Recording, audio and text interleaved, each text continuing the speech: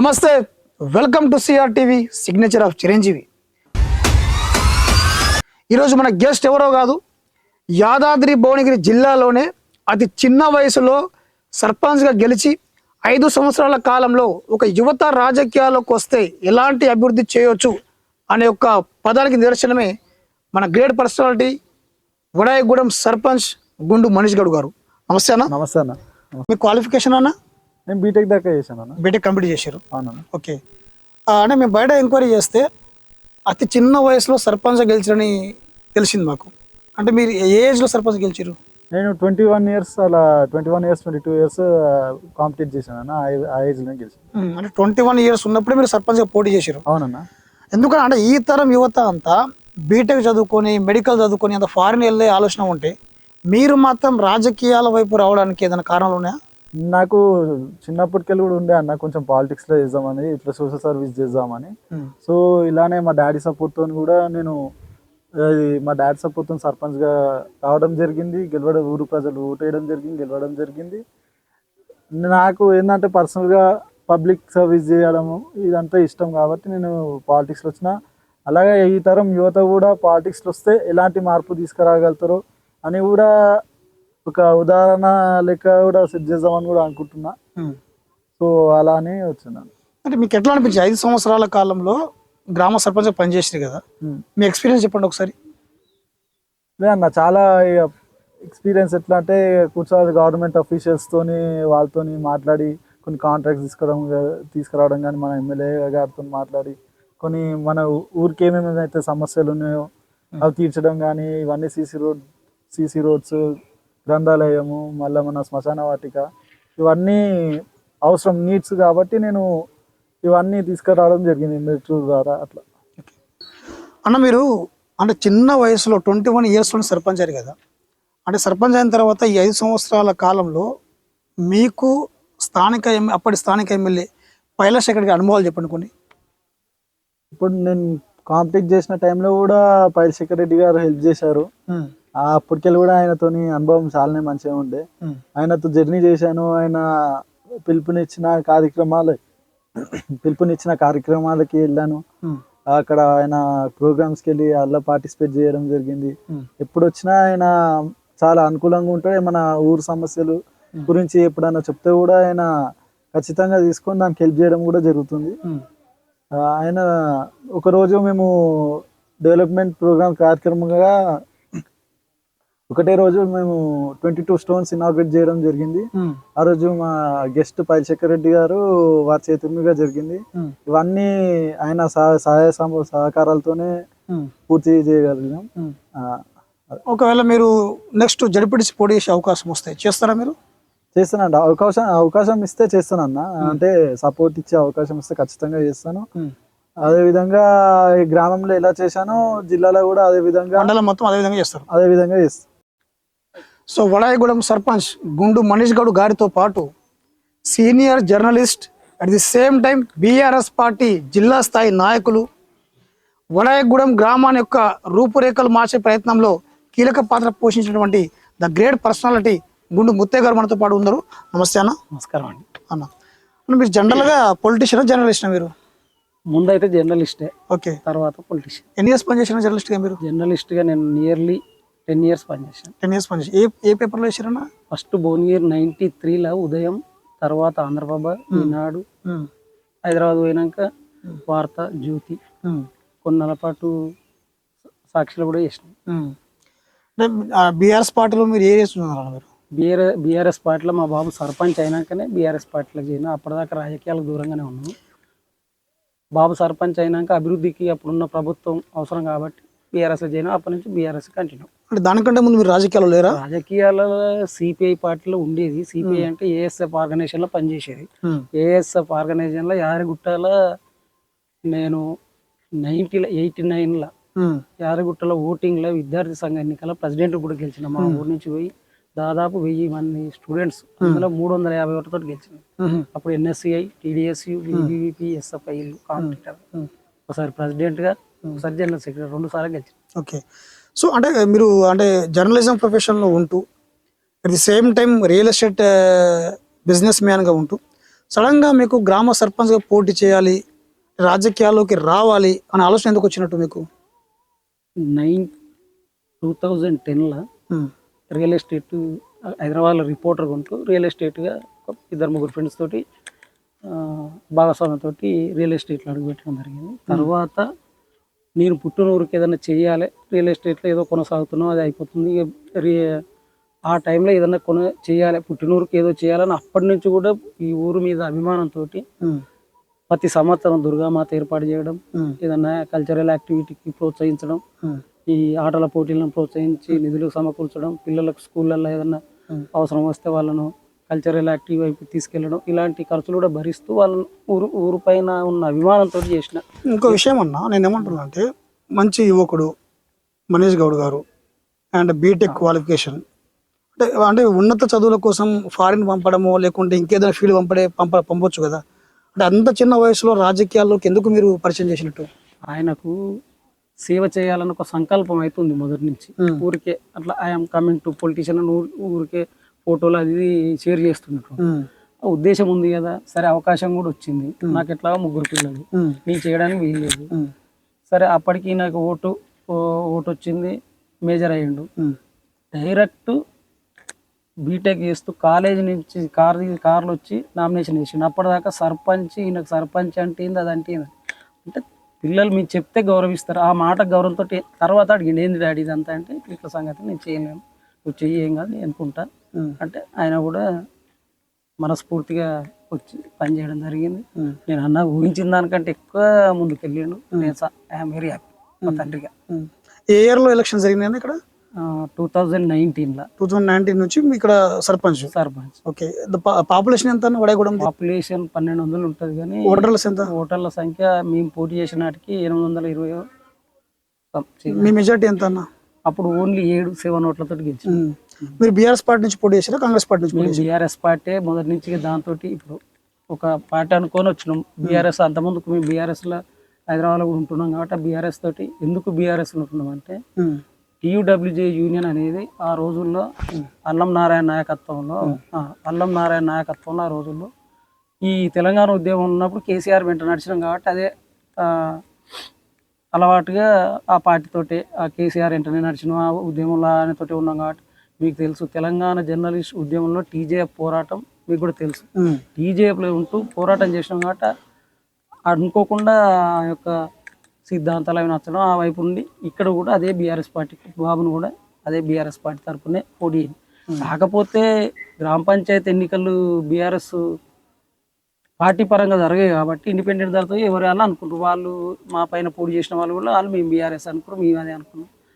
రెండే గ్రూపులు చేసినాం కాబట్టి ఇద్దరం అదే అనుకుని పని చేసినాం. ఒక స్టేట్ క్వశ్చన్ అన్న, మీరు ఓపెన్గా ఆన్సర్ చెప్పాలి దానికి. స్టేట్ క్వశ్చన్ ఇది, డిలీట్ అయితే చేయం మళ్ళీ మేము. చేయకండి. ఏంటంటే అన్న, మీరు సర్పంచ్ గెలిచిన తర్వాత అంటే నాకు వచ్చిన ఇన్ఫర్మేషన్ ఏంటంటే, మనీష్ గౌడ్ గారు సర్పంచ్ గెలిచిన తర్వాత వడాయగూడెం సరౌండింగ్లో ఉన్నటువంటి వెంచర్లన్నీ కూడా సర్పంచ్ గారి కన్సైగలు నడిచినాయి. ఇది వాస్తవం కాదా?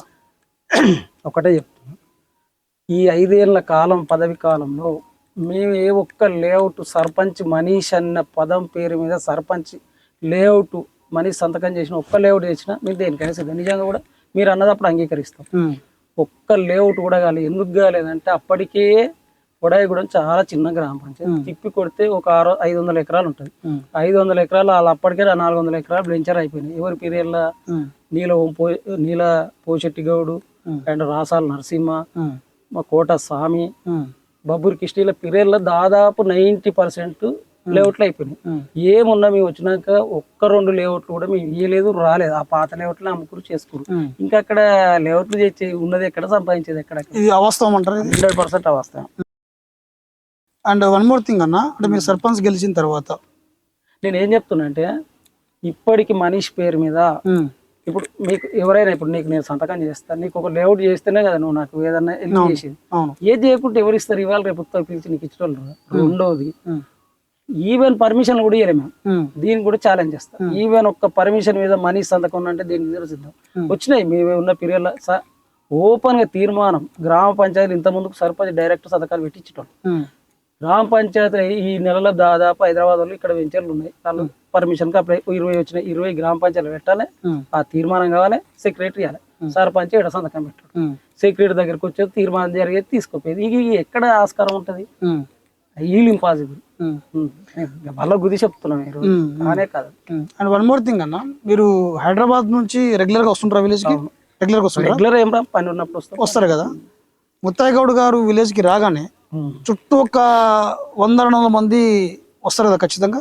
మా ఊళ్ళో 200 మంది యువతనే లేదు. ఏమున్నా మా ఎలక్షన్ లో పోటీ చేసిన మా యువత మాతోటి ఉన్న అరంచేరులు ఒక 20-30 నుంచి 50 మంది ఉంటాం. బరాబర్ వచ్చినప్పుడల్లా నేను 15 రోజులకు 16 రోజులకు నెల రోజులకు వచ్చినప్పుడల్లా కలుస్తాం, గెట్ టుగెదర్.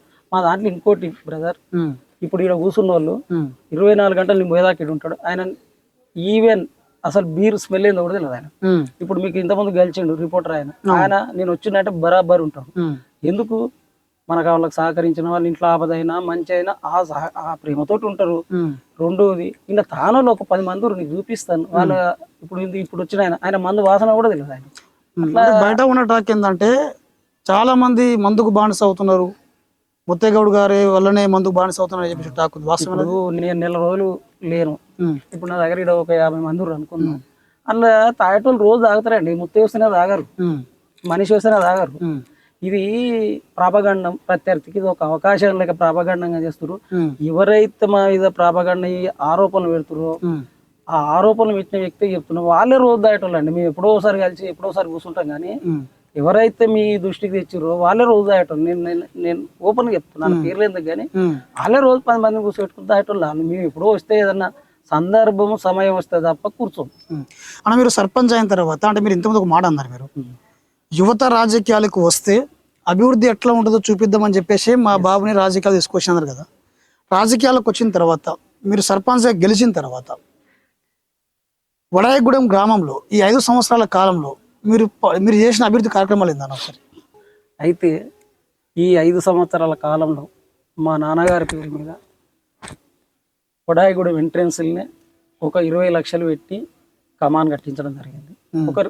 ఒక బ్రాండ్ అంటే వడాయగూడెం అంటే రికగ్నైజ్ ఏంటంటే పలానా కమాన్ నుంచి, అదొకటి. తర్వాత మా అన్నగారు ఇటీవల మరణిస్తే ఆయన పేరు మీద ఇంతకుముందు పీర్ల దర్గాని చిన్నవి ఉండేదిగా, పీర్లు ఆడేటి అవి చిన్నది గుడిలో చిన్న పోవడానికి కూడా వీలు లేకుండా ఉంటే ఒక 8 లక్షలు పెట్టి అక్కడ పెద్దది మా స్లాబ్ వేసి పెద్ద మా అన్న పేరు మీద అది కట్టించాం. మా సొంత డబ్బులు పెట్టి ఊళ్ళే ఈ పంచాయతీ గొడవలు తగ్గించడానికి సీసీ కెమెరాలు ఏర్పాటు చేసినాం. ఎన్ని కెమెరాలు వేయించారు? దాదాపు 12 కెమెరాలు ఏర్పాటు చేసినాం. ప్రతి గల్లీలు ఉన్నాయి, బొడ్రాయి సెంటర్ నుంచి మొదలుకుంటే ప్రతి గల్లీలో. అలాగే గ్రామ పంచాయతీ నిధులతోటి మన షాపింగ్ కాంప్లెక్స్, జిమ్ కట్టించినాం. షాపింగ్ కాంప్లెక్స్ ఇప్పుడు నడుస్తున్నాయి. ఊళ్ళో గ్రంథాలయం లేకుండా గ్రంథాలయం కట్టించినాం. చివరి నిమిషంలో ఓపెనింగ్ టైంలో పదవి కాలం అయిపోయింది, అది గ్రంథాలయం భవనం అట్లనే ఉంది. పూర్తయిందా భవనం? పూర్తయింది. అలా చైర్లు ఉన్నాయి, అన్ని ఉన్నాయి, పేపర్లు అన్ని సిద్ధం చేసినాం. అదే ఆ టైంలో పదవి కాలం అయిపోయింది, గ్రంథాలయం నిర్మించినాం. అట్లాగే అనే గ్రంథాలయానికి మీకు ఎంత ఖర్చు వచ్చింది? గ్రంథాలయం దాదాపు 5 లక్షల బిల్లు వేసారు. గవర్నమెంట్ ఎంబీ అయింది. ఒక 16 లక్షలతోటి షాపింగ్ కాంప్లెక్స్, ఒక 12 లక్షలు అసంపూర్తిగా ఉన్న గ్రామ పంచాయతీ భవనాన్ని రాగానే ఎమ్మటే మా సొంత పైసలు ఇప్పటి వరకు గవర్నమెంట్ బిల్లు కూడా ఇవ్వలేదు. దాదాపు మేము సొంత పైసలు పెట్టుకొని చేసిన పనులు ఎంబీ అయిన బిల్లులు ఇప్పటికి 30 లక్షలు మాకు రావాలి. సర్పంచ్ పదవి సంవత్సరం 2 కాలం అవుతుంది, కానీ 2 ఏళ్ళుగా వస్తుంది కదా, ఇప్పటి వరకు బిల్లులు కూడా రాలేదు. చేసుకుంటూ పోయినాం, ఎందుకంటే మా మీద పబ్లిక్ నమ్మకం ఉంటాయి. అంత ముందుకు ఏర్పడి గ్రామ పంచాయతీ ఏర్పడిన సమయంలో జరగని అభివృద్ధి ఈ 5 ఏళ్లలో దాదాపు 2.5 కోట్ల అభివృద్ధి పనులు చేసినాం.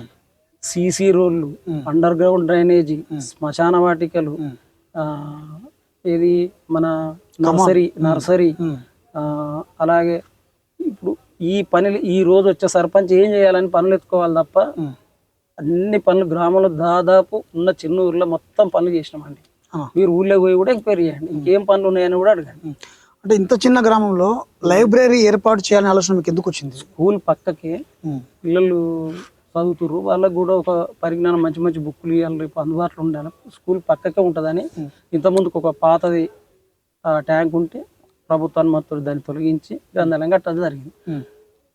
ఆ ఉద్దేశమే, పిల్లలకు స్కూల్ పక్కన ఉంది కాబట్టి. ఇంకోటి మా విలేజ్లో ఏ రోజు కూడా ఒక విగ్రహం లేదండి. ఈ రోజు మహాత్మా గాంధీ, అంబేద్కర్ విగ్రహం, సర్దార్ సర్వాయి పాపన్న విగ్రహం, ఇలా విగ్రహాలు కూడా ఏర్పాటు, మన తెలంగాణ తల్లి విగ్రహాలు ఏర్పాటు కూడా మాయం. అంటే మేము ఇక్కడ హైదరాబాద్కు ఇక్కడ యాదగిరిగుట్టకు మధ్యలో దగ్గరలో ఉన్న ఇంత ఎడ్యుకేటెడ్గా ఉన్నా కానీ మా ఊళ్ళో కనీసం ఒక మహాత్మా గాంధీ విగ్రహం లేకుండా. మేము వచ్చేదాకా కూడా మహాత్మా గాంధీ మేము కట్టినాం. కొందరు పెద్దలు మాతో అంటారు ఇప్పటికీ, ఏమంటారు అంటే, అరే సర్పంచ్ అంటే అభివృద్ధి ఇట్లుంటుందా, మాకు నిజంగా తెలియదు, ఓటు వేసుడే తెలియదు కానీ మాకు ఇట్లా ఉంటుందని తెలియదు, నువ్వు వచ్చి మనిషి వచ్చి చెప్పిండా, మాకు చాలా సంతోషం. ఎక్కడ రోడ్లు, ఒకవేళ రోడ్లు బీటీ రోడ్డు చూడు 2 సైడ్ వెళ్ళిపోయినా మళ్ళా దాని మట్టి పోసుడు, ప్రతి పండుగలకు ఈ గుళ్ళపొంటి చుట్టూ ఏ దగ్గర జరగల గుళ్ళపొంటి 3 అన్ని బోనాలకి వేసే గుళ్ళపొంటి మహిళలు వర్షం వల్ల మట్టిలో నడుచుకుంటూ పెట్టండి. అటువంటి సీసీ రోడ్లు వేయించి మా సొంత డబ్బులతోటి షెడ్లు వేయించినాం, నీడ వస్తట్టు, వర్షం వచ్చినా తడవకుండా. మీకు తెలుసు ప్రతి బోనాలు వర్షాకాలంలో జరుగుతుంది. 3-4 కులాలు, ఆ కులాలన్నీ నేను మాట్లాడి అది చేయించినాం. మేము ప్రతిదీ కూడా ఒక పారదర్శకంగా ఒకరికి ఉపయోగపడే విధంగా చేసినాం. కానీ మేము స్వలాభం కోసం ఈ గ్రామాన్ని సర్పంచ్ కాలే, మేము సొంత పనులు మాకంటే ఏం చేసుకోవాలి. ఇప్పుడు కూడా చెప్తున్నాం. ఇది ఒక పార్ట్ అన్న. నెక్స్ట్ ఏంటంటే, ఈరోజు మనం చూస్తున్నాం రాష్ట్ర రాజకీయాలలో బీజేపీ కావచ్చు, కాంగ్రెస్ కావచ్చు, బీఆర్ఎస్ కావచ్చు, కమ్యూనిస్ట్ కావచ్చు, ప్రతి పార్టీల్లో కూడా బీసీ వాదం అని బలపడుతుంది కదా. సో బీసీలకి 42% రిజర్వేషన్ ఇవ్వాల్సిన అవసరం ఉందా? దానిపైన మీ స్టాండ్ ఏంటి? 100% ఇవ్వాల్సిన అవసరం ఉంది. ఇంకా అంతకంటే ఎక్కువనే రావాలి. ఇలా బీసీ పాపులేషన్ జనాభా ఎంత ఉంది, ఆ రకంగా ఏడ జరుగుతుంది మనకు. ఆ రకంగా ఇప్పుడు మన రాజ్యాంగంలోనే ఆ మహానుభావుడు అంబేద్కరే పెట్టిండు, దాన్ని ఏడ అమలు జరుగుతుంది? మాటల వరకే కానీ రాజకీయ పార్టీలు కూడా అమలు చేయలే. ఖచ్చితంగా అది అమలు జరగాలి. ఆ విషయంలో నేను కూడా సంపూర్ణంగా ఆ పోరాటానికి ముందుంటానని చెప్తాను.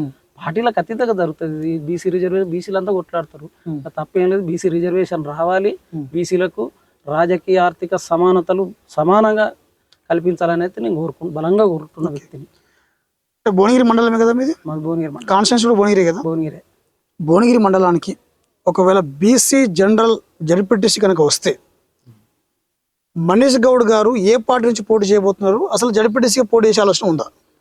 చూడండి, మాకు ఈరోజు వడాయిగూడెం అభివృద్ధిలో మా మాజీ ఎమ్మెల్యే గారు పైల శేఖర్ రెడ్డి సంపూర్ణ సహకారాలు అందజేశారు. వారికి కూడా మీ ఛానల్ తరఫున ప్రత్యేక ధన్యవాదాలు తెలియజేసుకుంటున్నాను. రేపు జెడ్పీటీసీ వచ్చినా, బీసీ ఏ అవకాశం వచ్చినా మనీష్ గురించి బరాబరి మేము మళ్ళీ పైలశేఖర్ రెడ్డి గారి దగ్గరికి వెళ్తాం. ఇప్పుడు కూడా ఆయన వెన్నంటే ఉన్నా, కొందరు పోయినా మా నుంచి పోయినా మేము ఏ రోజు కూడా ఇంకో థాట్ లేదు. ఒక పార్టీ అంటే ఆ జెండా పట్టుకొని అట్నే ఉన్నాం. మేము బలంగా అడుగుతాం, పైలశేఖర్ రెడ్డి గారిని అడుగుతాం. ఆయన ఇస్తే తీసుకుంటాం, ఆయన మాటను అయితే జవాబు. జడ్పీటీసీ అవకాశం వస్తే కనుక మనీష్ గౌడ్ గారు నెక్స్ట్ ఖచ్చితంగా బీఆర్ఎస్ పార్టీ నుంచి జడ్పీటీసీగా పోటీ చేయబోతున్నాడు. చేయబోతుందంటే ఇది అవకాశం వస్తే పార్టీ కల్పించాలి. అవకాశం పార్టీ ఎవరు? మాకు నాయకుడు అన్నిటికీ పైలశేఖర్ రెడ్డి. ఆయన అవకాశం కల్పిస్తే చేస్తాం, అవకాశం కోసం కొట్లాడతాం, అవకాశం కల్పిస్తే చేస్తాం, ఇయ్యకున్నా ఆయన వెంటనే ఉంటాం. ఎవరికి అవకాశం ఇచ్చినా వాళ్ళ కోసం పనిచేస్తాం, పార్టీకి అనుగుణంగా పనిచేస్తాం. ఆయన ఎవరికి ఇచ్చినా ఆయన వెంటనే కూడా ఆయన పనిచేస్తాం కూడా. అన్న, మీరు అతి చిన్న వయసులో రాజకీయాల్లోకి వచ్చారు కదా, అంటే నేటి యువతకి మీ సందేశం ఏంది? నేటి యువత కూడా ఖచ్చితంగా ఈ రోజుల్లో రాజకీయంగా రావాలని కూడా నేను మనస్ఫూర్తిగా నా విన్నపం కోరుకుంటున్నాను. ఎందుకంటే యువతకు కూడా ఎలాంటి గ్రీడీనెస్ ఉండదు. దానివల్ల వాళ్ళు ఏమైనా చేయాలనుకున్నా చేయగలుగుతారు, ఏమైనా ప్రోగ్రామ్ ఇనిషియేట్ చేసినా దాన్ని కంప్లీట్ చేయగలుగుతారు. అలా చాలా మన ఎక్కడైతే కాంప్లీట్ చేస్తారో అక్కడ గ్రోత్ ఉంటుందని నా ఉద్దేశం. సో ఇదండి ఈరోజు మన యంగ్ అండ్ డైనమిక్ లీడర్ గుండు మనీష్ గారితో. వారు ఏమంటున్నారంటే, సిఆర్టీవీ తరఫున నేటి యువత ఉద్యోగాలకే కాదు, సంపదకే కాదు, ప్రత్యక్ష రాజకీయాలకు వస్తే కనుక మార్పును మనం తీసుకొని రాగలము, యువతనే రాజకీయాల్లో కీలక పాత్ర పోషించాలని చెప్పేసి వారు సందేశం ఇస్తున్నారు. సో థ్యాంక్ యూ అన్న. Thank you.